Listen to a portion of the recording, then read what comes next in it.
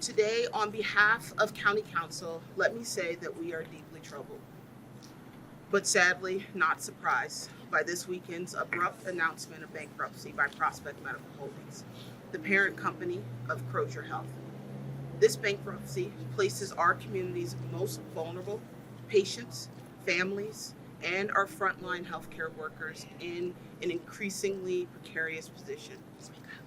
Prospect's Chapter 11 filing is the unfortunate culmination of years of mismanagement, financial looting, and willful disregard for public health and the well-being of the people that they serve and the employees in the system. Under Prospect's ownership, the Crozer Health System has steadily declined. 2 of the 4 hospitals in the system, Delaware County Memorial and Springfield, have been shuttered, and services at Teller Hospital and Crozer Chester Medical Center have been significantly diminished. These closures and service reductions have left tens of thousands of residents without nearby access to life-saving care. This deterioration is not just a local tragedy. It is a failure of a system that allows corporations to put profit over people. Delaware County Council, along with an extraordinary network of partners, has been bracing for this moment. Our contingency planning has involved months of collaboration with our state representatives, our state senators, the governor's office, Congresswoman Mary Gay Scanlon, the Attorney General's office, EMS services, the Pennsylvania Department of Health, our Delaware County Health Department, our Delaware County Emergency Services, and our regional healthcare providers. The galvanizing support from our elected officials at the state level has been crucial as we navigate this crisis and work towards long-term solutions to stabilize healthcare here in Delaware County. We're here today because of the recent news that we received late Saturday. Prospect Medical Holdings has filed for Chapter 11 bankruptcy in federal court, including health systems in not just 1, but 4 states or across the country. This national announcement, while deeply upsetting, comes as no surprise.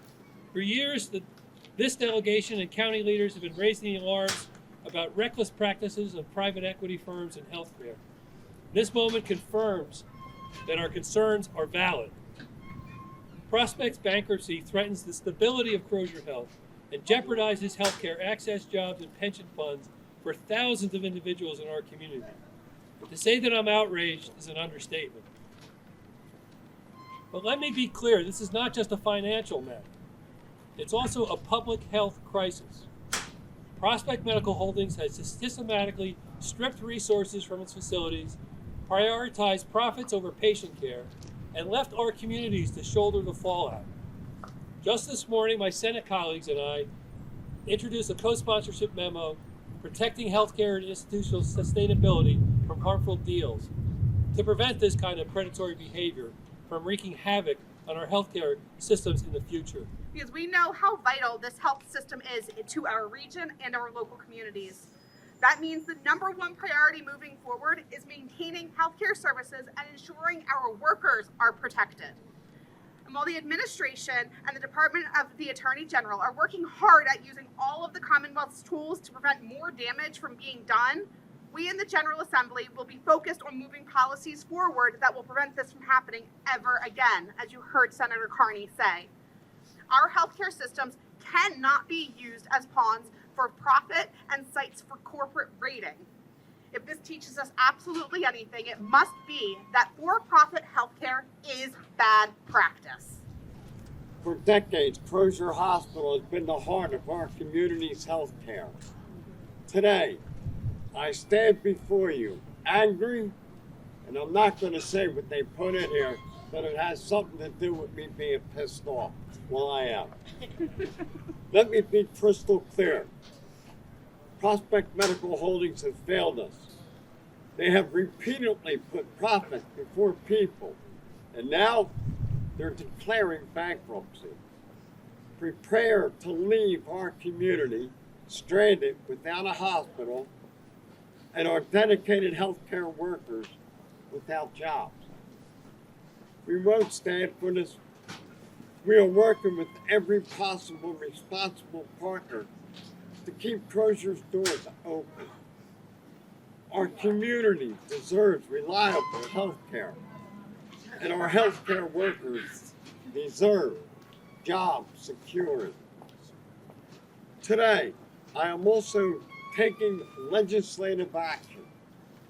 I am reintroducing the bill drafted by my office and this delegation to ban for-profit companies from buying our hospitals. I know there's a lot of uncertainty and things are changing constantly. We are working as hard as we can to get information in real time and to communicate it back to all of the stakeholders who are impacted by Prospect's decision, and most importantly, the staff who work there and the patients. We have elected officials here today working at every single level of government. The questions that I've gotten over the past few days have been, is this a closure? No, this is not a closure. Bankruptcy filing does not mean this hospital is closing today, and we will fight like hell to keep it open. You know, everything that they feel when it comes to Crozer, I'm just here to send a reminder. And the first thing I'm going to say as a reminder is all the forms of inequality, injustice, and health is the most shocking and inhumane. Now, for the kin folks that remember who was here at that time, I wasn't, but for you guys that were, that was Reverend Martin Luther King Jr. Now, in about a week, we're about to celebrate our beloved Reverend, who also attended the same school stamped on his chest called Crozer, Chester, Seminar.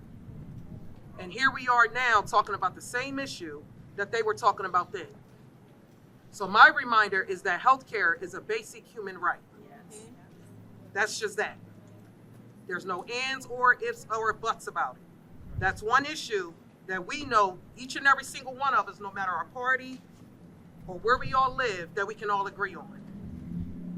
Now, I'm hoping that we can all continuously stand here, just like many kin folks from Delaware County, from the state of Pennsylvania. Remember, Chester, Crozer was the place to be. That was the place to go through internship. That was the place to work. That was the place to become a nurse. That was the place to be as a patient. That was the place to see your doctors. That was the place to give birth. That was the hospital we all went to. This new legislative session, I'm proud to again work with Senator Carney and my House colleagues to move forward legislation with strengthened oversight by the Attorney General to provide the tools needed to prevent another situation like the one we face here at Crozer. We just introduced, so myself and our entire Delco delegation just introduced a co-sponsorship to bring forth the legislation that we had in last session that made it really far through the Senate, almost to the governor's desk. And I would call on my colleagues in the Senate, once this bill starts to move forward, that we take a close look at it and recognize what this can mean to preventing further tragedies like the one we see here in Delaware County. Just want to say how grateful we are that we have such wonderful state and local leaders, the Attorney General's office and the governor, who have listened to us from day one when we started saying this for-profit company is no good for our healthcare system. They have taken everything from us. They have stripped us of everything. We work with limited supplies, with limited resources.